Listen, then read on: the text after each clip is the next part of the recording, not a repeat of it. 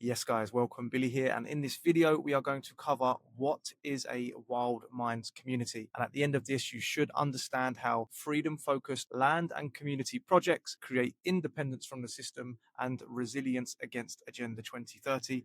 A quick note before we carry on, guys, you may notice that I am actually in my car. I usually record my presentations and videos in the office. However, we've actually got our farm community out this weekend. So we've got 60 plus families in our farm community. A load of them have come out for the weekend to process and preserve and ferment a load of veg as one of the experience days that we offer. So not my usual background. If you're wondering why I am recording this in a car, that is the reason why. But with that context out of the way, let's get stuck in. So firstly, I want to cover getting land is just a start. So one of the biggest misconceptions in the freedom movement is that getting land solves all of your problems. I want to be 100% clear, guys, it doesn't. And over the last few years, I've spoken to thousands of homesteaders, farmers, and people building freedom focused projects. And as well as that, at the time of recording this video, we're running a survey in which already over 4,500 people with land have just told us their biggest challenges. And although every project is different, almost everybody was struggling with some version of the same problem. Something to the effect of, I don't have enough support, I'm trying to do everything myself, I need funding, I need guidance, and the most common one, I am overwhelmed. And if this is you, I want to be clear, these aren't individual problems that only you face, okay? They are structural problems.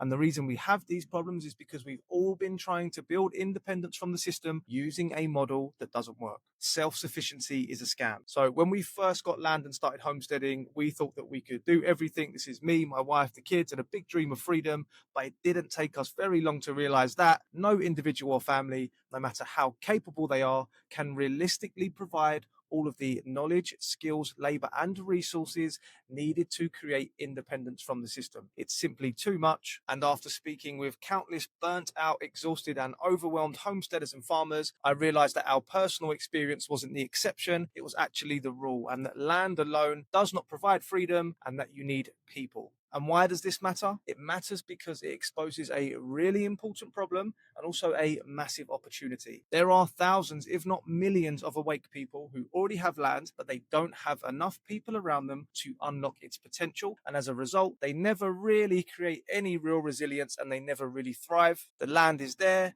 it has the potential, but without more support, that potential is never realized. And once we understood this, we stopped trying to create self-sufficiency and instead focused on creating community sufficiency. So instead of one person trying to do everything, people come together around a piece of land and they share their knowledge, skills, labor, and resources. And in this scenario, nobody needs to do everything because everybody does something. And this is a new model for building freedom, guys, okay? And this completely changed how we think about creating independence from the system on an individual level and on a collective level, because instead of building self-sufficient homesteads, we build self-sufficient communities. This is lots of different people contributing different forms of value to solve the problems that no one individual can solve. And once you understand this, everything becomes much simpler because you realize that independence isn't built by one person getting a piece of land and then doing everything. It's actually built by lots of people contributing different forms of value around a shared vision. And this is what we call a wild minds community.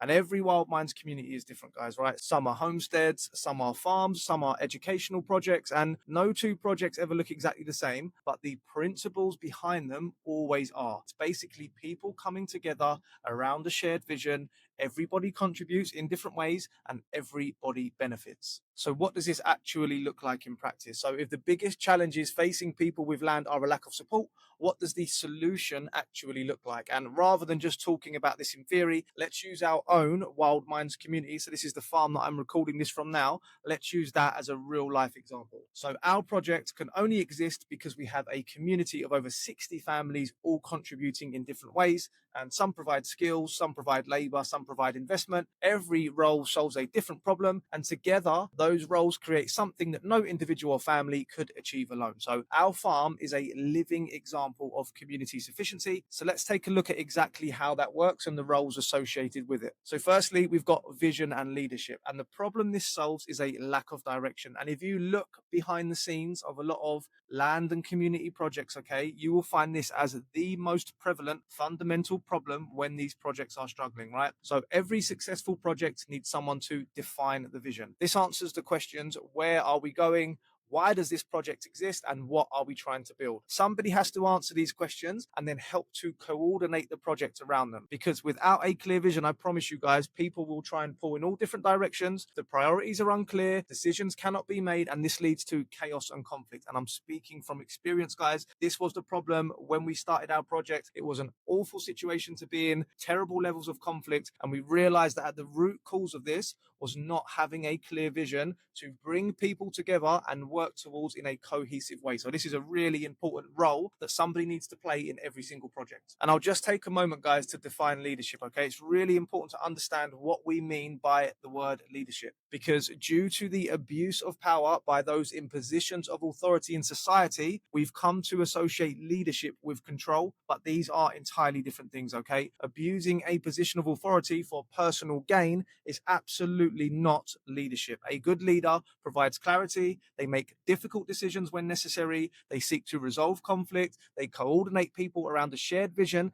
and they take responsibility for the success of the project. Okay, the role of a leader is to help the community achieve its shared vision for the benefit of everyone involved. So real leadership at a fundamental level, guys, is service based. It's got nothing to do with personal gain. It's about serving the community. So moving on, another role that we have within our community farm is the core team members. The problem that this solves is a lack of consistent day-to-day support. So every project also needs people who are involved day in and day out, right? This is your core team. These are the people responsible for the daily operations of the project. They grow the food, care for the animals, manage the community, maintain the systems, and keep everything ticking over on a consistent basis. Without a reliable core team, a land and community project will never survive. And the next role we have within our community farm is investors. And the problem this solves is obviously a lack of capital or funding. So many of the biggest challenges faced by freedom-focused communities is a lack of funding. Buying the land initially, installing off-grid water and energy systems, building infrastructure, purchasing equipment, establishing food production,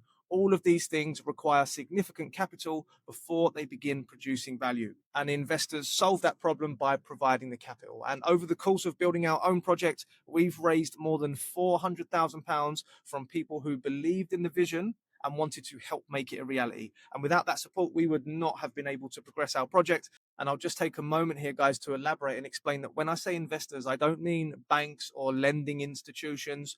All of the people that have invested in our project are members of our community. They are normal people. They are not professional investors, and they believe in the vision as much as everyone else does, and they want to see it come to fruition. The way that they can support is with capital. Therefore, they support in that way, and in return, they get many, many benefits for that. So this is a great example of how you as the person with the land, or you as the person running a project, or you as the person leading a community don't necessarily need to provide all of the value. Go into your community and access the resources that you need via other people. This is a really important point that I'll be making continuously throughout this video. And the next role that we've got in our Wild Minds community is volunteers. And the problem that this solves is a lack of labor. So almost every person that I speak to with land says the same thing. There just isn't enough time. There's too much to do. I can't do it all. I haven't got all the skills and knowledge, right? And volunteers, they help to solve that problem. They contribute their time and energy to support the project while gaining practical skills, knowledge, and experience in return. So it's a really lovely value exchange that can take place. The project receives much needed support,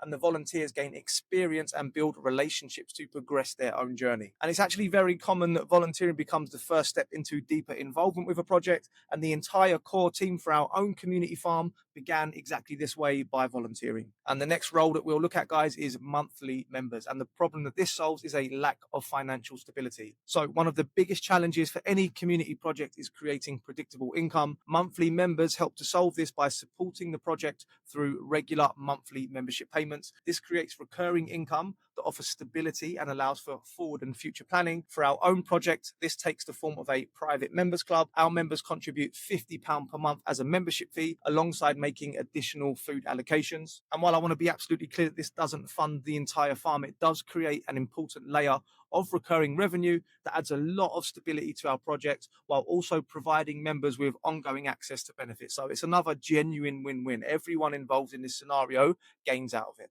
And then the last role that I'm going to introduce in this video from our own community project is lifetime members and co-owners. And the problem that lifetime members and co-owners solve is both capital and commitment. So some people naturally want to play a deeper role in helping a project succeed. So rather than supporting it through ongoing monthly contributions, they can make a more significant one-off financial contribution. This provides the project with access to capital that can be used wherever it is needed most. And in return, lifetime members can receive a deeper level of involvement and fixed long-term benefits. So that's the main roles of our community farm covered, guys. Obviously, people cannot be fitted neatly into nice little boxes. So there's a lot of nuances related to the roles I've just laid out there. There's some overlap and people move between roles. But basically, I hope this has shown you that our farm is a living example of community sufficiency, right?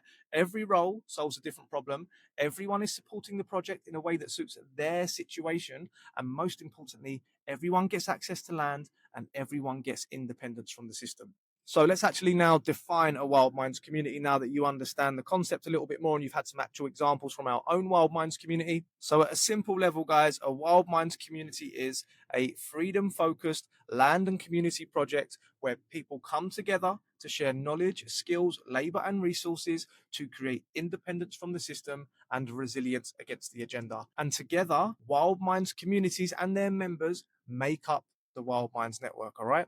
And this is the Freedom 2030 vision, guys, all right? We've got land, community, and network. Independence begins with land, is strengthened through community, and it's made resilient when all of those communities are inside a decentralized worldwide network, all right? So people with land find the support they need, people without land get access to it, communities become stronger, therefore the network itself becomes stronger, and together we create a future where we can all live freely and thrive. And that is the Freedom 2030 vision, how you can get involved. So if you are fortunate enough to be watching this and you already have land and you'd like help solving the challenges that we've discussed throughout this presentation, we'll be sharing over the next few days how you can join the Wild Minds Network and access the guidance and connections that you need. So please keep an eye on your emails. And if you don't have land, please don't worry, because you can definitely get involved too. Once we've onboarded this next round of people with land into the Wild Minds Network, the very next thing we'll be doing is connecting those people that have land with people that don't have land. So also keep an eye on your emails. And lastly, guys, I'd love to hear your thoughts on this video. Please drop a comment below and tell me what you think. I will be responding personally.